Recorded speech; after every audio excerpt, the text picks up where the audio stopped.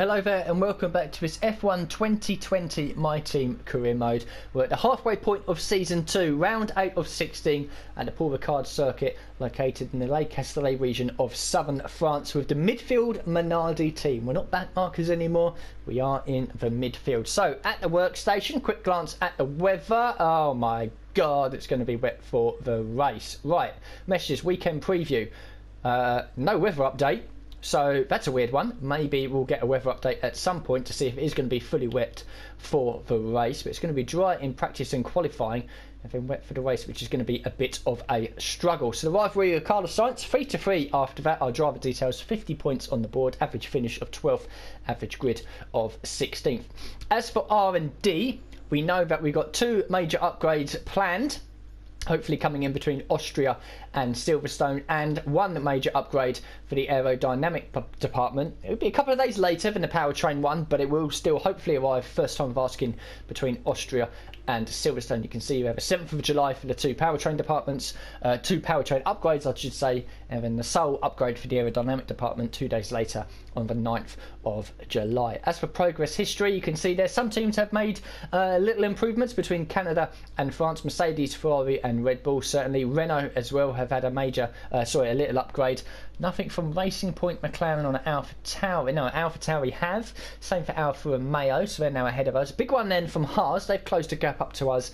A little one from Williams. So we are still solidly at the back of that very tight midfield group. As for units, at the end of qualifying, we were at the back of the field, so we took on units number 3 for the energy store and control electronics. You can see that they are all very nice and healthy, which we will use for the race, which frees up units number 1 and number 2 now to basically use in the practice sessions. So before we go to FP1, I will make the change onto units number 1 and then probably units number 2 for FP2 and FP3. For gearbox then, practice gearbox 4%, nothing to worry about. Event gearbox 7% after 1 of the 6 races have completed. Again, nothing to worry about there. Weekend tyre allocation, we've gone balanced, so we've got a set of hard tyres that we can use in FP1. Also gives us a set of medium tyres to use in qualifying if we so need it, but ideally I won't be using them. It'd be nice to carry over 2 sets of mediums going into the race. As for the standings, Bottas leads away ahead of Vettel, comfortably ahead of Hamilton, Verstappen, everyone else. Stroll in 5th, Kvyat in 7th, having strong starts to the season. We're in 12th and 13th as a team. Nick De Vries just ahead of us after a strong 5th place last time out at Canada, and then the constructors were comfortably in 7th place at the moment, but I'll be expecting McLaren to start clawing that gap back sooner rather than later. So I'll go away now to FP1 and give you a report at the end of the session. So good news and bad news at the end of FP1. The good news is in the race I've had a look at the weather, because you can scroll through the different sessions, see what the weather's going to be like. It's not going to be a fully wet race. Within 20 minutes it's going to be fully dry. Now that could be within 5 minutes, 10, 15 or 20 minutes. We'll have to wait and see. So we know that obviously a dry setup is going to be beneficial for us in the practice, qualifying and the race, because it's only going to be probably the first 7 or 8 laps are going to be wet in the race. So that's good news. Second good news is we seem to be on the pace, as you can see there in P12 on the medium tyres between Stroll's Racing Point and Albon's Red Bull. The other good news, of course, we managed to complete 4 of our 6 practice programmes in purple: the track acclimatisation, tyre management, fuel management and ERS management, which leaves just the qualifying program and the race strategy program to do, which I think we should do fairly comfortably. The bad news is I forgot to change onto units number 1. So the lap time you're seeing and the fact you managed to complete all of our practice programs fairly comfortably was using units number 3, which of course we used for the race only in Canada. My fuck up, will be using units number 1 in FP2. I'll use both sets of medium tyres as well, which means that we've got softs to use in FP3, where we can compare ourselves to everyone else, and the hard tyres in FP2. Now my thinking behind that is, well, if it's going to be wet for probably the first 7 or 8 laps, it might be dry for the last 20 odd, give or take a lap or 2. Can the hard tyres survive that long? So FP2 will basically be me just going around, not doing any practice programs, on a set of hard tyres out of the pits. We'll flat out of the pits as well, so we'll do 11 laps on them and see what the tyre wear is going to be like. Tyre wear across all 4 tyres at the moment seems fairly balanced. It just depends how high it's going to be after 10 or 11 laps on the hard tyres. If we're around about the 20% mark, we might be able to push it onto the mediums once it goes from wet to dry in the race. Of course, when it goes from wet to dry in the race, who knows? It could be lap 3, it could be lap 33, it could be lap 23. We don't know. We know it's going to be within about 20 minutes. It's going to be dry conditions. However, we don't know if it's going to be dry conditions enough for running dry tyres. That is the gamble we'll be taking. So it's basically a tyre wear test and a pace test in FP2 on the hard tyres to see where we are. But for FP1 anyway, on the super good units that we've got, we are solidly well within the midfield, as you can see in 12th. Bottas set a lap time a second faster than everyone else. That's a bit weird. If you scroll down there to the other medium drivers, you can see that Nick De Vries also set his best time on the medium tyres, but he was 7/10 slower than us, and of course these guys further back as well were a little bit slower. So I'm happy with the setup, happy with the balance of the car, happy to get a majority of the practice programs done already going into FP2, and now it's going to basically be a test of tyres, tyre wear test if you like, in FP2, to see if we can make the hard tyres last and if they're going to be quick enough. So I'll give you an update at the end of FP2 and let you know how the hard tyre test has gone. So here we are then at the end of FP3. You can see there we were 4th fastest, but we'll go back to FP2 and just tell you what I did in that. So yeah, we did no practice programs. We just went out there on the hard tyres. I did 6 laps on the hard tyres, and the tyre wear rates were pretty much 20% all round. I think it was 19 and 18 on the rears, 20 was the highest in the front left, and that was 5 or 6 laps I think it was on the hard tyres. I then went out in FP3 and did the race strategy program, did a very slow out lap, and then we did the full 5 laps of the program. If you get purple after 3, which we did, you can stop the program, but we did 5 anyway, and that was in the 30% range by the time we'd done 5 laps there. So mediums are probably going to be about 25% after 5 laps, which does give me some good information going forward into the race. But I think, to be honest, it could be basically a soft medium or medium, something like that. Certainly with the track, once it will dry out in the race, after the initial wetness at the start, I think it's going to be a while until the track temperature comes up, which could mean that the hard tyres are going to be quite bad. So it could be a mix of softs and mediums in the race. So basically FP2 and FP3 was basically just tyre testing, also getting some practice programs done. We did, of course, the track acclimatisation, fuel management, ERS management and tyre wear management in FP1, all in purple. In FP3 we managed to do the race strategy program and the qualifying pace program, in purple as well. We've achieved all of our secondary team objectives as well, so we maxed out on the resource points available, and our qualifying lap put us into P4, just a little bit away from Valtteri Bottas in 3rd. So here are the lap times then, pretty much everyone on the soft tyres. Nick De Vries up into 14th place. Grosjean was on the mediums, but we'll be faster than him anyway. Looking at the pace, from us in FP2, when I did the hard run, I then did go out there on the soft tyres as well, did a couple of laps just to get my eye in, and we were comfortably in the midfield. So I think that in qualifying we should be aiming for a top 15, maybe even sneaking to top 10 if we're very lucky, and then obviously all the focus would be on the race. I'll be carrying a dry setup into qualifying and the race, because we know that only the first part of the race is going to be wet. Qualifying and the second half of the race, where it really matters the most, is going to be dry. So yeah, very good free practice sessions. We used units number 1 in FP2, units number 2 in FP3, and of course I made the mistake of using the nicer units number 3 in FP1, so a bit backwards, but nevertheless we've managed to get through all 3 of them relatively unscathed and with some good pace. So the resource point, 687 from me, 200 from Nick De Vries, so almost 900 gained there. Nice healthy amount already. Team acclaim 26, 22, 48 combined. That seems to be the general consensus now as it moves forward. Very close with Nick De Vries now at level 12. So back in the workstation then, before we go to the qualifying session. The weekend preview there I don't think has changed too much, and the race as well I don't think has changed as well. So rather with Carlos Sainz, 3 for 3 with 1 race done. That's quite nice. Obviously the R&D, nothing has changed here since the beginning of the episode. 2 major upgrades for the powertrain, 1 major upgrade for the aerodynamic department. So now onto the power units. We'll make the change onto the all-important units number 3 to get the best sort of performance that we can in both the qualifying and the race. These things are still very healthy. Gearbox, practice gearbox after that's 8%. The event gearbox, now we're coming into our second of 6 weekends, still at 7%. We've got absolutely nothing to worry about there. So we'll go to qualifying, and hopefully we can do good enough to, hopefully get solidly in the midfield. I think the top 10 will be just out of our reach, but I'll be disappointed if we're not in the top 15. So just over a minute, I should say, into the qualifying session. It's going to remain dry with a bit of cloud cover throughout. If we toggle the weather as well, it hasn't changed for the race. The first, I'd say, probably 10-15 minutes it's going to be wet, probably with the intermediates. And then obviously, as you can see there, the track and air temperature sort of hovering around a little bit, but a little bit higher than what it should be, but still pretty cool. So yeah, to be honest, looking at the race here, track temperature goes up a couple of degrees, the air temperature stays the same, so I think the hard tyres won't actually work for us in the race. But anyway, we'll worry about the race when we get to the race. Now we'll worry about qualifying. So 3 sets of soft tyres. I'm only going to do 2 runs here because I want to carry 2 sets of softs and 2 sets of mediums into the race.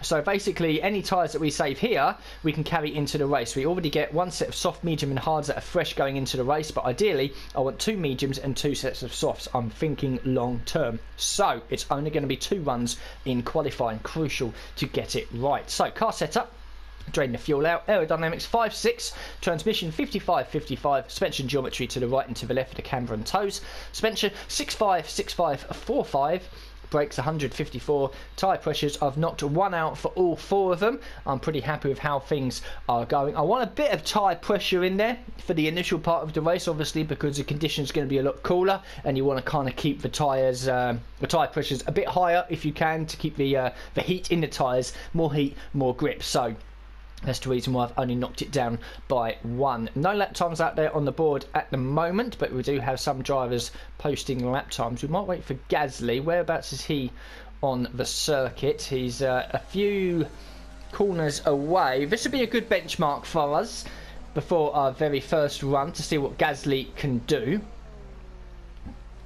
So we managed with the qualifying trim I think it was in the 31s, I think it was, or something like that. I'm not too sure. He's done a 29.6, so yeah, okay, right, we might need to find a bit of pace out there. I think it was a low 32 managing the race strategy using no ERS and no rich mixed fuel. Yeah, right, okay, well, Magnus has done a 30.1, half a second away. Okay, right, let's not worry about that. Let's just get ourselves out on circuit. Track is busy, so it's going to be difficult to try and find some space out there.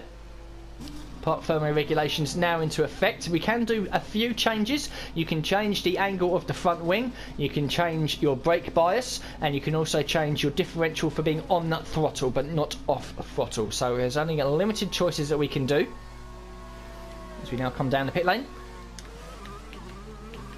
and out onto the circuit. Quite a few people, I think, have already, or by the time we start our first lap, they would have set a lap time already, so it'd be a good benchmark to see where we're going to end up.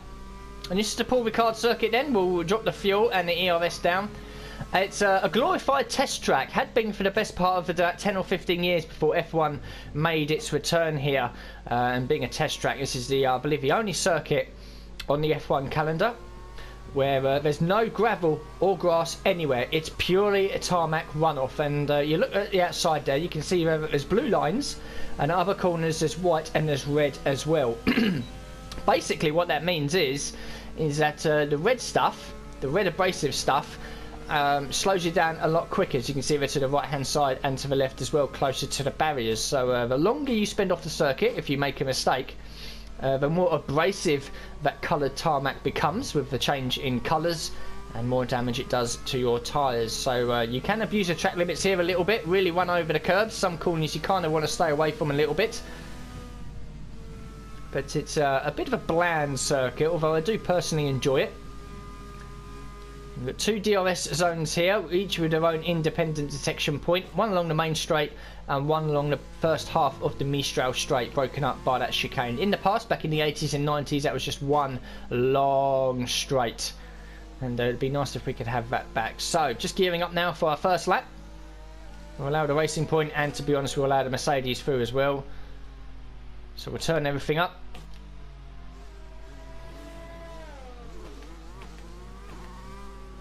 In fact, he's got into the pits, so that's kind of ruined my preparation for this lap, but nevertheless, Out of the final corner. Let's see what we can do as a banker. Coming across the line now. What's it going to be? It's a 29.8, so we're just a couple of tenths away from Gasly. Probably comfortably ahead of Magnussen and Stroll. That felt okay. Not really any major mistakes. Felt pretty comfortable. Pretty sure we can find a couple of more tenths. P12 at the moment. Probably expected to drop down the order a few positions once everyone gets their first lap in. So we'll have a slow tour back and see where we are after the first runs have been completed.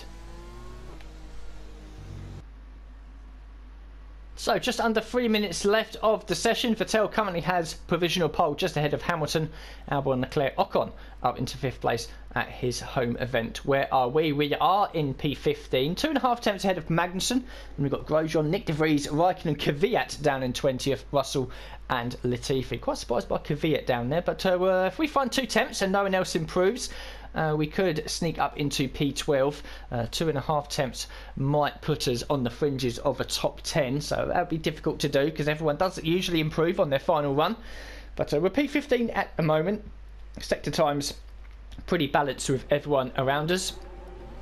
So on to our second fresh set of soft tyres.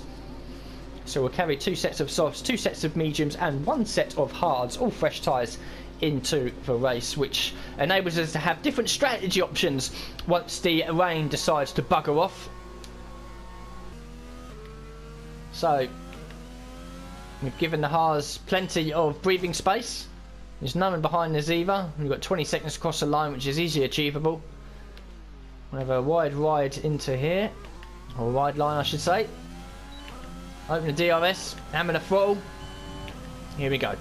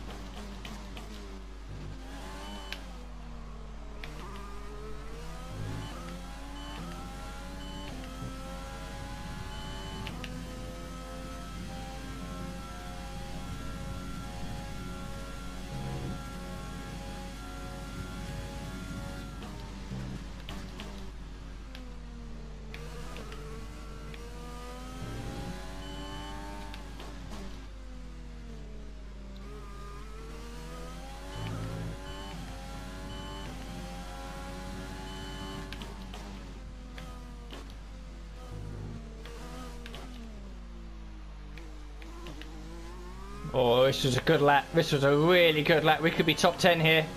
I nailed everything. What's it going to be?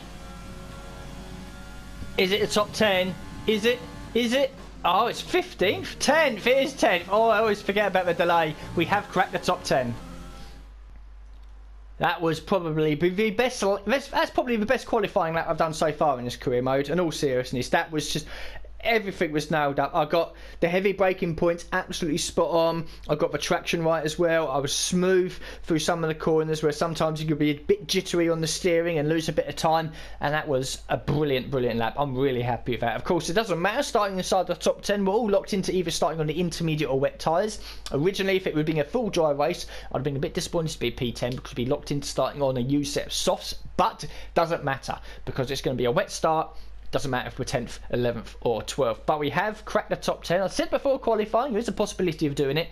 And that's exactly what we've managed to do. And by some margin as well. A couple of tenths over Carlos Sainz. But Hamilton takes pole just ahead of Vettel and Bottas. Leclerc in 4th. Verstappen, Albon, Ricciardo, Ocon, Perez and ourselves complete the top 10. But it's Sainz and Norris from McLaren. Gasly in 13th, Stroll, Giovinazzi, Raikkonen, Magnussen, Kvyat, Nick De Vries in 19th. No, Grosjean, Russell and Latifi, both of them two quite away from the midfield at the back of the grid. P10 then at France, very nice. So the rivalry breakdown, we out-qualified Carlos Sainz by one position and just a couple of attempts as well. So actually leading that rivalry now against the McLaren driver, which is surprising, but also quite nice. Team McLaren 26, 22, 48 combined. We're inching ever closer to Nick De Vries being level 12 and the team being level 18. So back at the workstation, and before we go to the grid, we have a message from Jeff. Okay, good luck today. You know the drill. Careful into turn 1. So the weather has changed a little bit. I'm pretty sure that it wasn't that wet beforehand. It was only going to be like the first, like that's split up into 7 segments. I'm pretty sure at the beginning of this episode it was only 2 segments that was wet. That's now changed to 4. It could have been the same it was before, but I'm pretty sure it hasn't.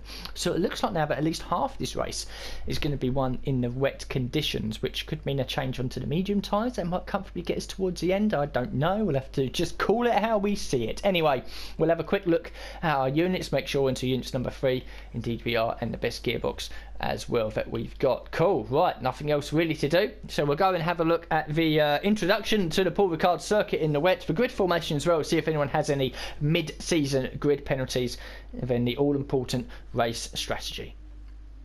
Here we are once more at the Le Castellet circuit for another round of this year's Formula One World Championship. Renault took their first French Grand Prix win all the way back in the inaugural race in 1906. But it was another 73 years before they could take their second. So they'll be pushing hard to delight the local fans here today. We have 15 corners here at the circuit Paul Ricard, 6 to the left and 9 to the right. The rain is coming down and making for a slippery racing surface, but luckily there is plenty of runoff available, and hopefully we'll be able to avoid bringing out a safety car during today's Grand Prix.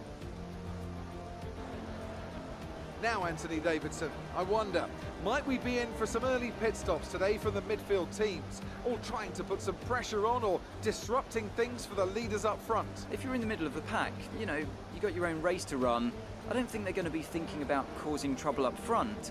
However, closer to the head of the pack, don't be surprised to see some split strategies. If you're running second and third, for example, bringing one car in for an undercut while leaving the other one out there longer can put a lot of pressure on the leader and maybe force them into an error. Off the back of a fantastic qualifying session, it's time to see how our starting grid looks for today's race. An immense lap from Lewis Hamilton yesterday puts him on pole position, and starting alongside in P2 is Sebastian Vettel. Moving on to the rest of the grid, we have Bottas, Leclerc, Alexander Albon, and Ricciardo, Ocon, Lee, Sainz, and Lando Norris, Gasly, Stroll, Antonio Giovinazzi, and Verstappen. They'll be starting further back after an earlier grid penalty. Raikkonen, Magnussen, Nick De Vries, and Sergio Perez. Grosjean, Russell, Latifi, and Daniel Kvyat completes the grid. Which of these talented drivers will come out on top today? So there is the introduction, and here we are on the grid. Up to P8, 3 penalties out there. Verstappen and Perez pushes us up from 10th to 8th, and Kvyat, who qualified behind us, starts at the back of the grid. So we're in a very strong position. Race strategy, it means nothing. We'll start with 1 lap worth of extra fuel. In this, there's nothing else really to do. Really, we can choose this strategy or this strategy. It makes absolutely no difference because we won't be on the intermediates for the entire race. Well, I certainly hope not anyway.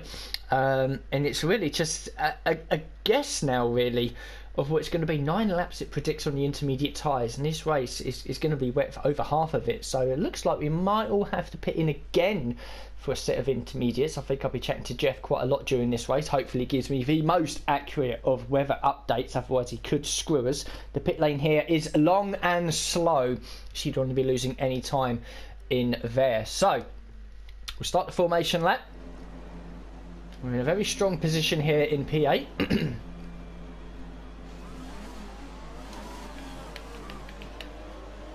Alright, we'll pull away now then. So both the Renaults ahead of us. Both the McLaren's behind. And start bringing the car up to temperature, please. Get some load into the tyres and work the brakes. We want them nice and warm by the end of the lap. I've raced around France before in this game in the wet. I'm pretty sure it was wet here for the start in season 1. I could be wrong. And we're running obviously a dry setup as well, so I don't know really with the rain, my god, my English is failing me in this episode, isn't it? With the rain, lasting for over half of the race. We could be on the back foot a little bit. 10 minutes left of this rain, then we think it's going to dry up. 10 minutes. Okay, right, well, there we go then. Jeff's just come on, said 10 minutes, and then the rain will stop. So that's going to be interesting, considering that the forecast was over half of this race was going to be wet. 10 minutes will be the best part of about 6 laps, I reckon. So it's going to be a guessing game. We'll be chatting to Jeff quite a lot, but for the first couple of laps it will just be a case of keeping it clean and consistent.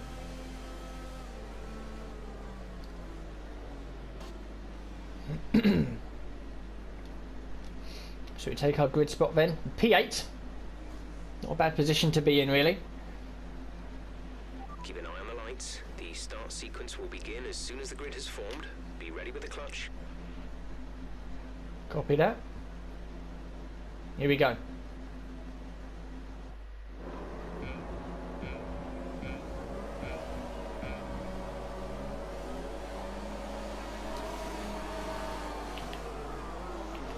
It's a tentative start from everyone. I'm blind down into turn 1.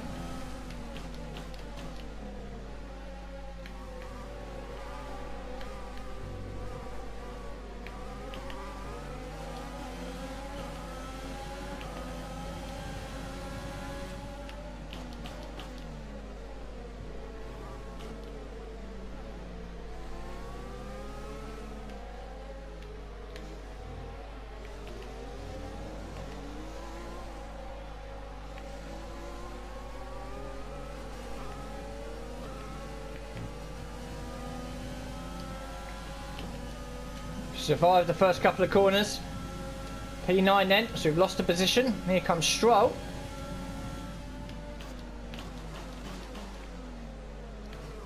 Wow. Damage to your wing. Damage to your wing. Suggest we box to change it. Check your MFD for a new strategy option. Full course caution. The safety car is out. Keep an eye on the delta. We need to Oh keep it my God. positive to avoid a penalty. Oh my God. Maintain positive delta. Copy. Right, okay. Bit of a madness there going on. I'm going to have to pit for a new front wing for definite.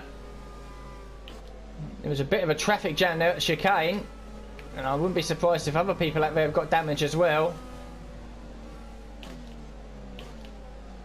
Oh, understeering badly. Okay, we're going to pit then. Drop your speed. Our delta is too low and we risk a penalty. Slow your pace immediately.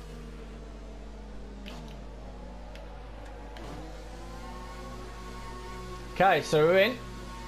Yeah, our car's coming in behind us. The safety car is out, so I don't know how much time we lose. It looks like there's a lot of cars in the pits, and we all sort of concertinaed up there going into the chicane. Nick De Vries is in as well, unfortunately, so pretty much everyone behind us all sort of creamed into the back of everyone else.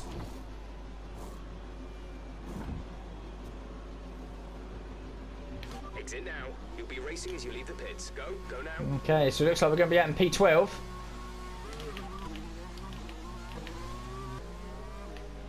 So up behind the safety car train now in P12. I've just asked Jeff, 5 to 10 minutes. Okay, I think the track will be So- drying out quite soon. Mind you don't burn out your tyres. Right, pick up the pace a touch, please. We need to close to within 10 car lengths of the car ahead.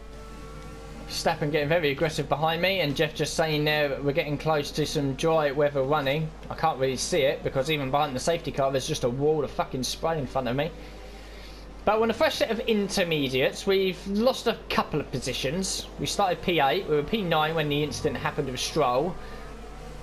So we're running in P12 at the moment. So damage limitation, not too bad really. So I've just spoken to Jeff, and I've also had a look at the race director. Jeff says that the rain is going to stop in the next few minutes, which is going to be interesting. And everyone behind us has a 5-second time penalty to be added on at the end of the race. It's going to be difficult to try and keep track of that. That's basically because everyone concertinaed up and hit the car in front of them when me and Stroll were basically, well, Stroll was off the circuit. Basically, I was stopped in the chicane. So that's going to be difficult to keep a track of as this race goes on. But pretty much everyone behind us has a 5-second time penalty to be added on. So that could be a little bit interesting. So here we go, safety car is peeled off.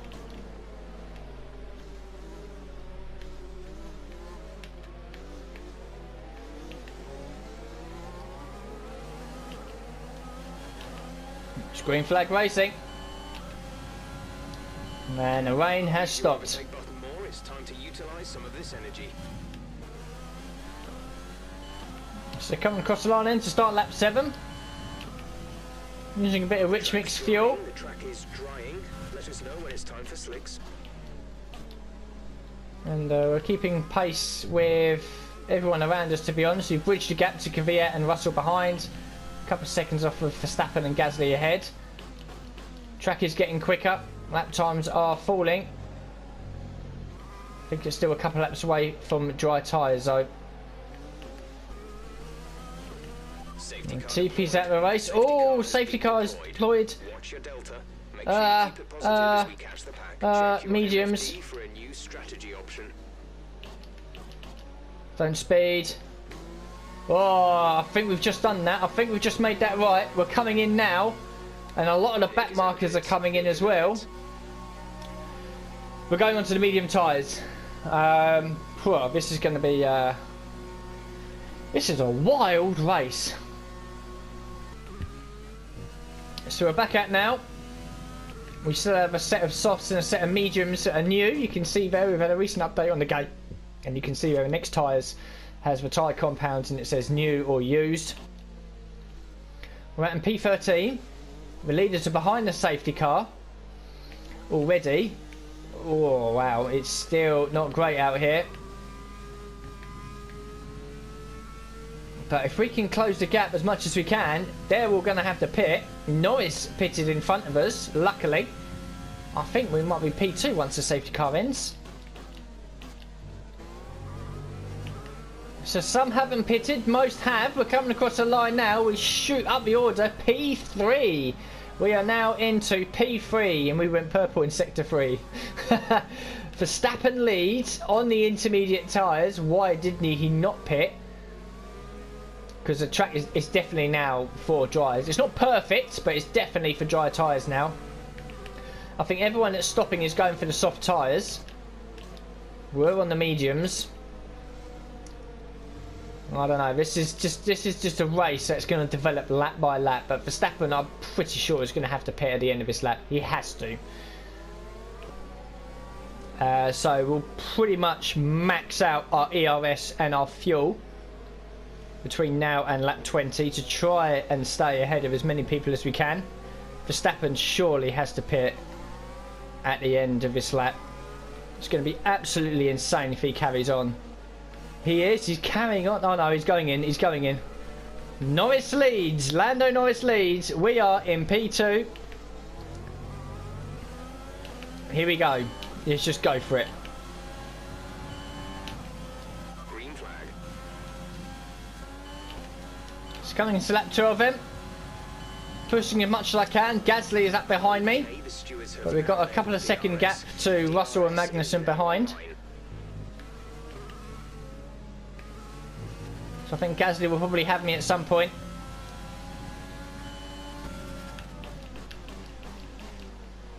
Gasly goes up the inside, locks up as well.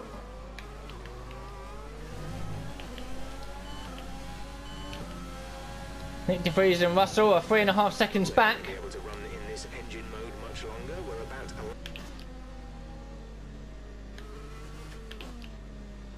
So Gasly and Norris peel off into the pits. Quite a few others are in as well.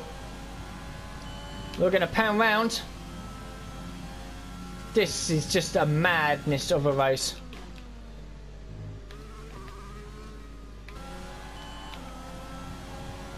Okay, coming into lap 23 now.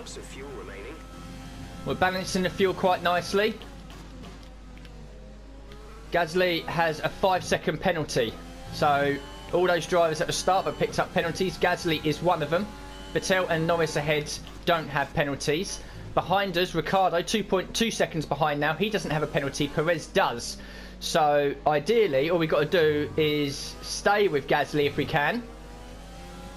But I'm a bit worried by Ricciardo potentially catching behind, because in the last lap he's managed to get past Perez. So we are odds on for P3 here. Ideally, I'd like to get past Gasly on track rather than rely on the penalty, of course. But we have to be very wary of Ricciardo behind, and Hamilton as well. He doesn't have a penalty and he's just moved up to P6. So we're looking okay. We just have to keep pushing. So at the final corner then, 2 laps to go. I'm still with Gasly, but Ricciardo's with us and Hamilton's going to be with us as well by the end of the lap. We need to get past Gasly, but as soon as I get close, the dirty air just fucks me up completely. You can see there, understeering through turn 1 and turn 2. Same for Ricciardo though, he can't keep close through this section. We've got to get this done.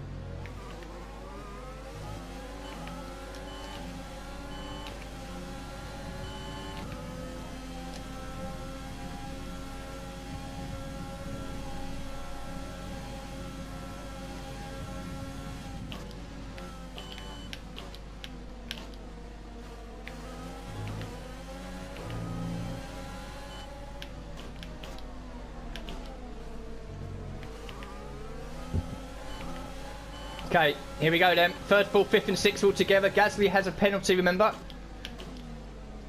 So we are in net P3. But I've now got Ricciardo and Hamilton right behind me. This is your final lap of the race. Final lap.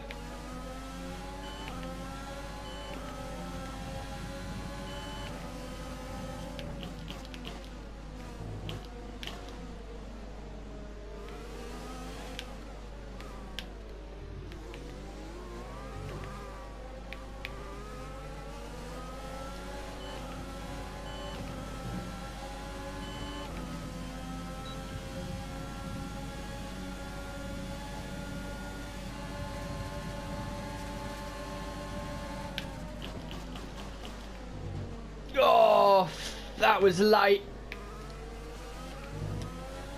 But as moves go, it was pretty clean. And I sent it. We're now P3 then. We've got to save a bit of fuel though. This is the worry.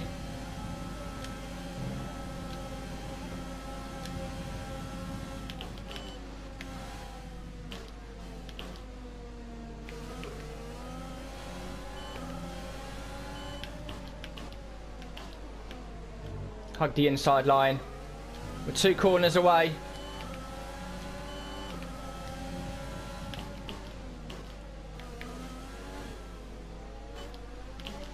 Just park it on the apex. Give it everything at the final corner. We're going to pull away. It's a P3. It's our first podium. Get it up, yeah.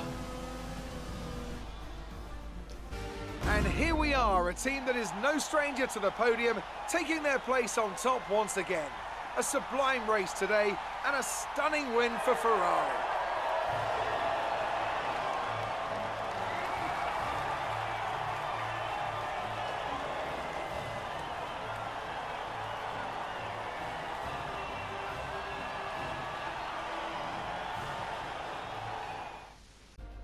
So there we go then, our first podium in our My Team career mode. It arrived around about the halfway stage of season number 2. A little bit lucky, it was one of those races that just continued and developed. Some people out there on a 2 and a 3 stop strategy. You know, the early damage we picked up, it kind of helped us a little bit because so many people behind got penalties for hitting each other in the middle of a chicane because I was stopped, couldn't go anywhere. But another thing as well, a lot of drivers got 5-second penalties. Doesn't look like it's being added on for some unknown reason. So, to be honest, we were really, really lucky to get past Gasly at the end there. A good move it was as well. Really just sent it there at the end. A bit of a, I wouldn't say a bit of a dive bomb. We were sort of there anyway, but we had to leave it really late on the brakes and go a bit deep into the chicane, which is what we've done. But all the 5-second penalties doesn't look like it's being added. But I won't worry about it because we've done what we needed to do. We managed to hold off Ricciardo and Hamilton at the end fairly comfortably, to be honest. I might have been overhyping it, saying we're really in trouble here, but to be honest, once I got into sector 3, there was no real way past them. Just defend the inside line into the final corner and then gun it out of it, which I did, and that's what secured the P3 and our first podium. So Vettel wins the race. He managed to catch and pass Norris towards the end, but still a good second place for the young McLaren driver. We then in third place and 15 points, our best result of our career mode so far. Ricciardo, Hamilton, Gasly in 6th, Leclerc, Perez, Raikkonen and Verstappen takes the final point. Stroll, Giovinazzi, Nick de Vries, he was inside the top 10, but he fell back unfortunately. Kvyat, Albon, Bottas down in 16th, he made a late pit stop. Grosjean, Magnussen, Ocon, Sainz and Russell at the back. Latifi failed to finish. So the standings then, this might have chopped and changed a little bit. Indeed it has. Vettel has taken the lead over Bottas. Hamilton and Verstappen are still quite a way behind. Leclerc has jumped up to 5th ahead of Lance Stroll. We move up into 9th ahead of Ocon. 33 points at the halfway stage of the season. Really healthy amount. Other movers, Ricciardo and Norris have moved up with their healthy points as well. Nick de Vries falls down into 15th. 3 drivers still yet to score, both of the Haas cars and Russell in the Williams. So the constructors then, Mercedes have a 5-point lead over Ferrari, over 100 clear of Racing Point, who now move ahead of Red Bull. AlphaTauri in 5th. Renault jump above us because Ricciardo and Ocon got some good points. We dropped down into 7th, but we're still right there, over 50 points now in our career mode this season. McLaren starting to gain a little bit, as you would imagine, but we're well clear of Alfa Romeo. Williams move up into 10th somehow, not too sure why. They didn't score any points, so a bit of a weird one that. But they remain in 10th, Haas at the back on 0. Looking at it, I think McLaren will catch and pass us eventually, unfortunately. So he could be locked into the P8 by the end of the season. But we'll certainly give it a go to try and finish a bit higher. So the rivalry breakdown of Carlos Sainz. We managed to secure a podium finish and have a high finish, but he set the faster lap. So 2 of the 6 race weekends gone. We're actually still leading this 9-7. So it'd be amazing if we could beat him. 26% for me, 22 for Nick de Vries, and 48 combined for the team. So it does put us into level 18. Nick de Vries is very close to level 12. Finally then for the cash, we managed to complete all of our secondary objectives just about for satellite. 1.18 million. Damage deductions, yeah, we lost a bit obviously with the damage to the front wing, a little bit for Nick de Vries as well, but still a nice healthy amount. Takes up to 23.25 million. So then we're back at the headquarters. We've only got a few days until we travel to the Austrian Grand Prix. Oh wow, Austria's up next now. I'm looking forward to that. I am really looking forward to that. I'm really hoping we are super competitive there. We were in season 1 with an underperforming car. We've got a better car this time, so hopefully we'll do a good job. So contract renewal then for Nick de Vries. We can get this done and then focus on getting one of the facilities upgraded to Spec 2. So renegotiate a teammate or go to the driver market. We'll go to the driver market. We'll have a quick look, see what's going on out there. So obviously Nick de Vries' stats have massively increased during the course of this season. 84, his awareness 84, look at that, is stunningly high. Have a look at some other drivers out there really. I mean, we could pretty much go for, I reckon, most drivers. I mean, we could probably try and approach Hamilton. We have enough money to do it. But yeah, we're not. No, actually, his buyout clause is 7 million. It's not going to happen. Yeah, okay. So we'll almost certainly stay with Nick de Vries. We'll have a look further down now at some of these drivers at the back. I'm tempted one day to take on Mahavir Raghunathan and absolutely boost his stats to see if I can make him into a bit of a quality driver. But we're not going to. I actually want to take this a little bit seriously. So we'll come back up then to what's Giotto like? Nothing. So Nick de Vries then. Yeah, that's fine. We'll go back with Nick de Vries. So then negotiate contract with little Nicky de Vries. Oh, hold on. What have I got to do? Maybe I've got to come back to this one. Yeah, renegotiate with teammates. So we'll do this. So we're approaching the driver.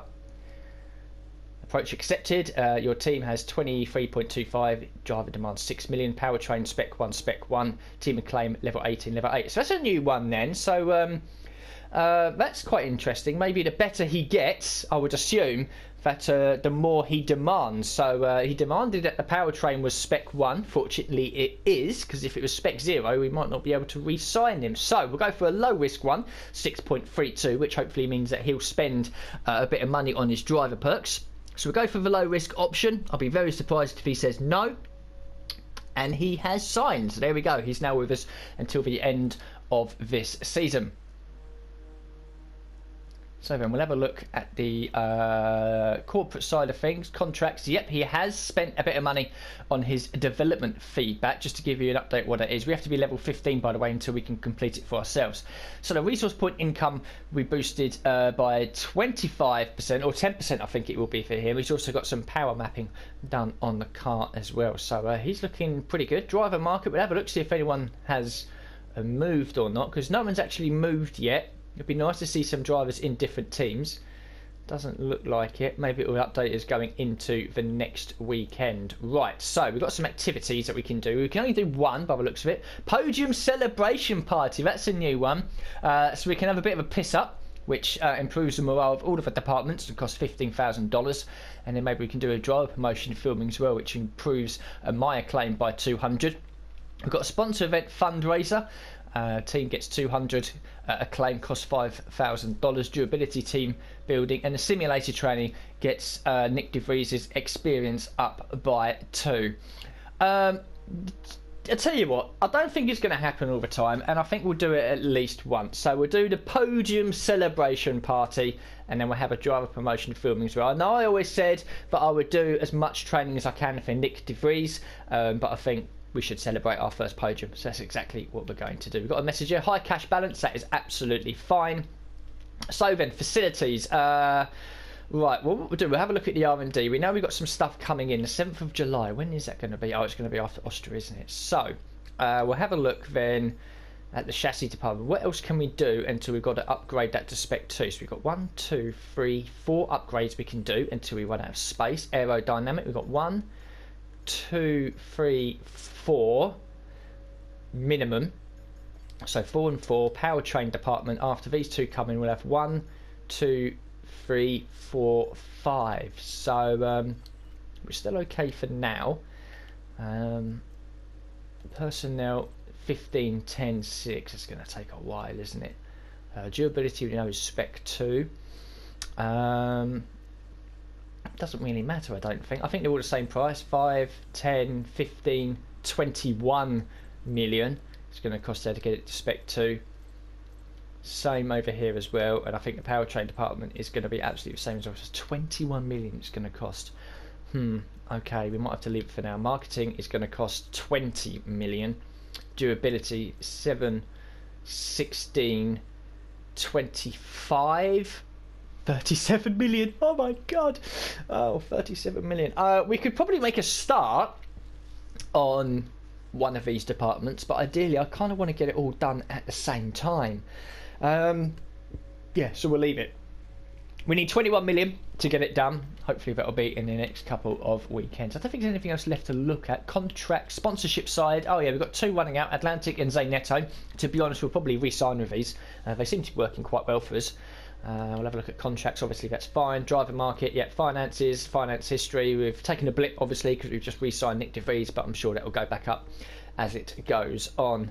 Yeah, right, okay, we might as well advance time then. So the wastegate Accutator comes in as a minor upgrade, that's nice. Driver promotion filming. Yes, we have.